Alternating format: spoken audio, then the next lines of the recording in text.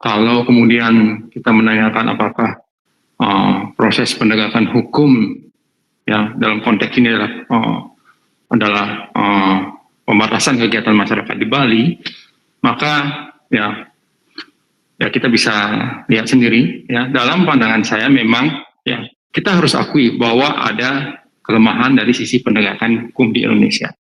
Tetapi kita tentu harus selalu belajar dari kelemahan penegakan hukum di Indonesia.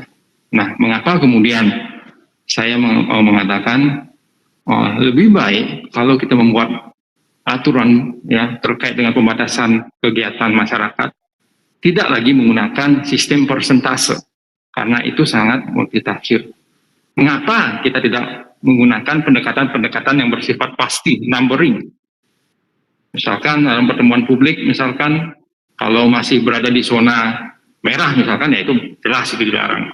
Tapi kalau berada di zona oranye, kuning, itu mungkin bisa didatangkan sampai dengan 50 atau 100. Ditentukan di awal.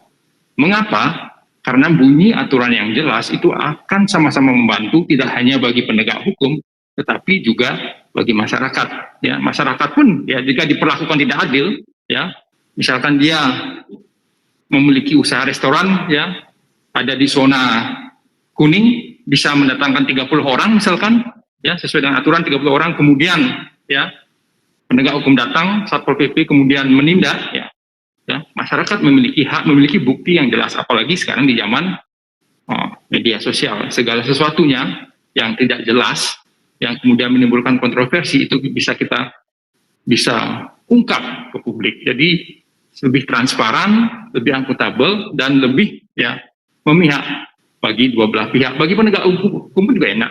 Kalau ternyata misalkan pemilik warungnya ternyata seorang pengusaha yang mensupport katakanlah dana kampanye seorang pemimpin kepala daerah, ya, tapi dia jelas-jelas melanggar.